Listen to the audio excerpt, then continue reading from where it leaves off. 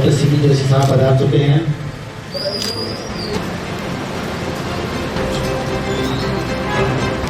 साथ ही उनके साथ धवललाल जी पालीवाल साहब भी आप ही पधारे और साहब का स्वागत करें। प्रकाश जी लोहार और बहादुर सिंह जी पूर्व पार्षद आप ही पधारे। श्री कैलाश जी पालीवाल, श्री नरेश जी पालीवाल, प्रसाद जी डागलिया जी, आप ताली बजाकर स्वागत करें साहब का।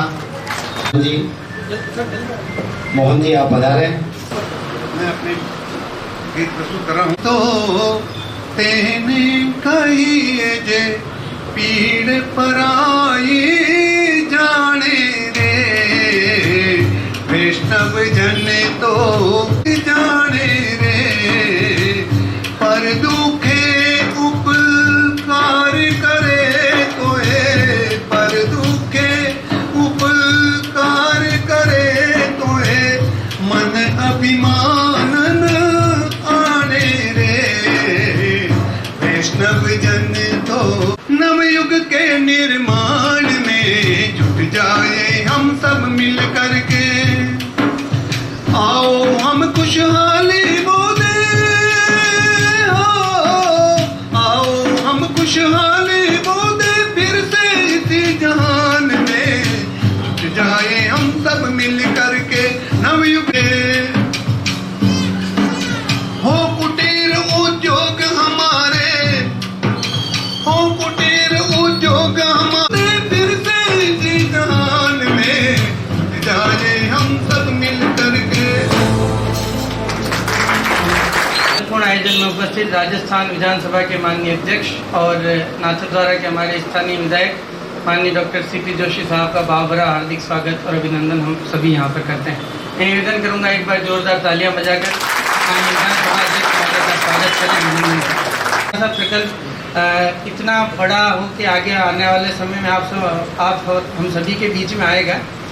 छोटे से एक उदाहरण से इस बात को मैं आपको बताता हूँ कि 2021 में हमने एक 2 दिन का योग महोत्सव किया था नाथद्वारा का जो दामोदर लाल स्टेडियम।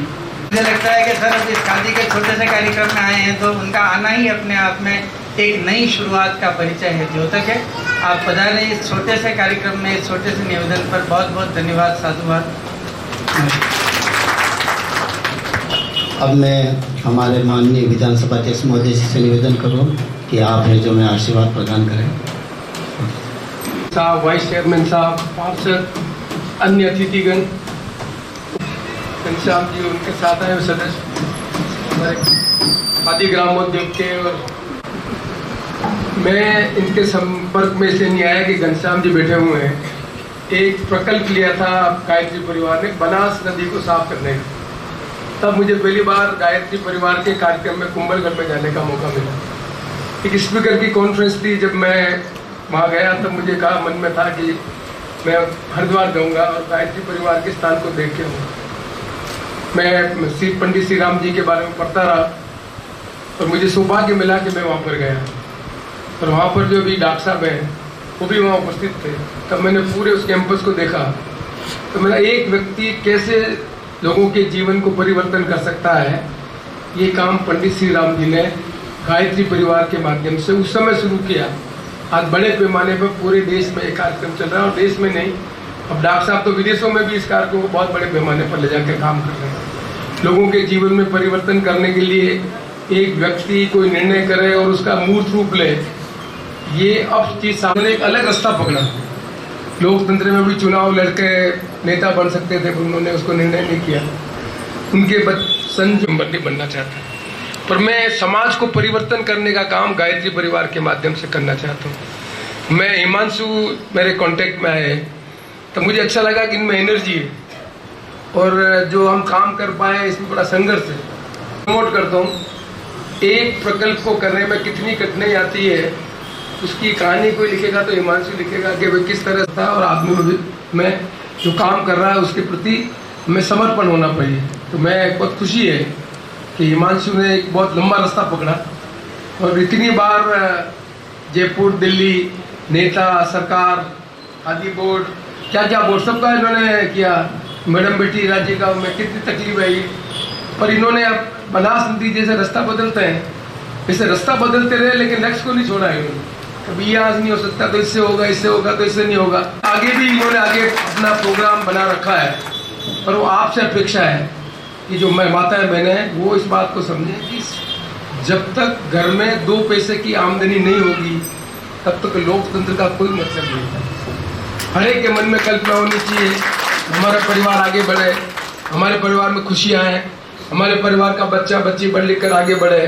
ये तभी संभव है जब हम इन सब परिस्थितियों को समझते हुए आगे बढ़ने का काम करें। सरकार किसी की हो, बीजेपी कांग्रेस, सरकार योजना बना सकती है, पर उस योजना का लाभ लेने का हमें यदि ध्यान नहीं है तो उसका कोई फायदा हमको नहीं मिलता। लोकतंत्र में वोट देना अलग पार्ट है, और वोट के बाद जो सरकारें बनती है, जो योजना बना रही है, उस योजना से जुड़कर अपनी हैसियत बढ़ाने का काम अलग काम है। तो ये कठिन काम है। सरकार वोट ये एक अलग तरीका है, और सरकार की नीतियों में कुछ लोग अपना जीवन समर्पित करके लोगों को मदद करने का काम करते हैं। वो काम आयुष भी हमारे हिमांशु हैं, उन्होंने हिम्मत करके काम, और जो जितनी माता बहनें इसमें भाग ले रहे उन्हीं में से आने वाले समय में जो क्या कहते हैं हिमांशु, क्या कोई भी बिजनेस होता है तो उसमें शेयर होता है। एक बिजनेस करने वाला आदमी खुद पूंजी लगाता है, एक बिजनेस करने वाला लोगों से मदद लेकर ये काम करता है। बहुत कम आदमी को मालूम है कि रिलायंस वाला जो आदमी है, कितने आदमी को मालूम है कि वो पेट्रोल में खाली पेट्रोल डालते थे? मालूम है किसी को? अंबानी जो है, अंबानी केवल मात्र एक पेट्रोल पंप पे काम करते थे और पेट्रोल भरते थे। उनका विजन था, इसलिए आज रिलायंस दुनिया का सबसे पैसे वाला अंबानी ये परिवार इसलिए हो सका, उन्होंने लोगों के शेयर से पैसा लेकर संस्था को आगे बढ़ाया।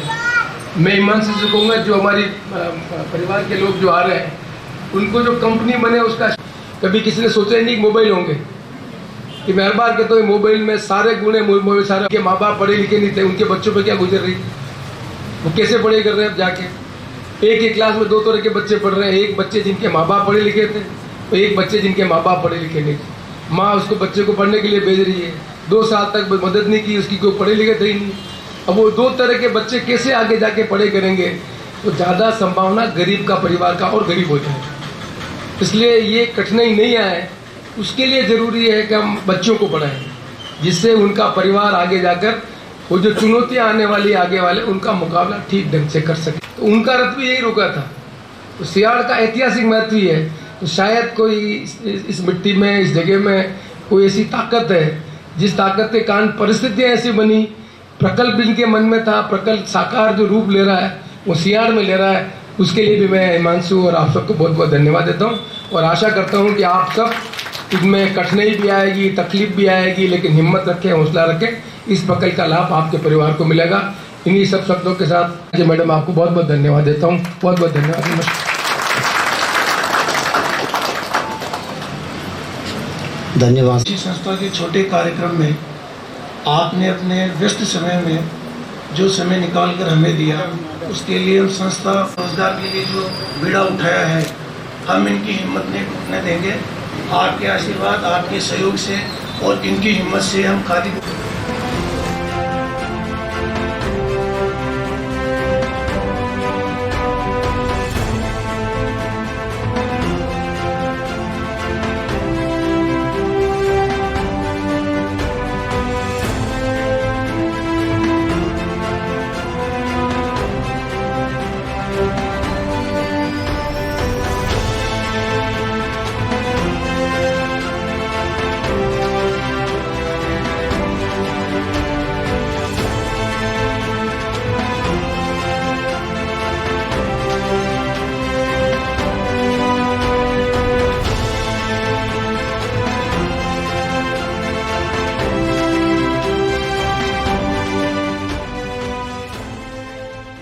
ये एक बहुत अच्छा प्रकल्प है। इस चरखे के अलावा योगा मैट, दरी और इसमें बहुत सारी अच्छी अच्छी चीज़ें आने वाली हैं। इसका एक जो सबसे बड़ा सेंटर है खादी का, वो अपने मावली रोड, वो नाथुवा से थोड़ा सा आगे चलेंगे, ब्रज दर्शन आता है, उसके में बहुत अच्छा सेंटर डेवलप होगा। इसके अलावा छोटे छोटे ऐसे सब सेंटर्स भी होंगे। तो अभी तो चूँकि जगह की उपलब्धता भी इतनी नहीं है, इसलिए 20 लोगों को लिया है। इसको कंटिन्यूसली आगे के क्रम में चलाते रहेंगे। और हमने सियाड़ के लिए, क्योंकि सर ने कहा था, तो उसको हमने विशेष रूप से जोड़ लिया, और कोई न कोई एक बड़ा प्रकल्प सियाड़ के लिए भी चलेगा। तो आप लोग सब मानसिक रूप से तैयार रहें, अगर आप लोग करना चाहते हैं तो करवाने के लिए खादी बोर्ड की बहुत सारी योजनाएं हैं और हमारे पास भी बहुत सारे संसाधन हैं, तो सभी को मिल जाएगा और एक बहुत अच्छा काम यहाँ से चालू होगा। हम बहुत ही जल्दी, मतलब एक ये बहुत बड़ा आकार, बहुत ही जल्दी आप लोगों को सबको इसका मिलेगा। तो मुझे लगता है कि सभी लोगों को आर्थिक लाभ भी होगा, सामाजिक हैसियत भी हम सबकी बढ़ेगी और व्यक्तिगत रूप से भी हम सभी ऊँचा उठेंगे। तो ये सब चीज़ें इसके साथ में चल रही हैं। तो आज का ये जो कार्यक्रम है यही समाप्त होता है। अब जो अभी वाली ट्रेनिंग में जिनका नाम है उसके अतिरिक्त जो बहनें आएंगी वो बहुत बहुत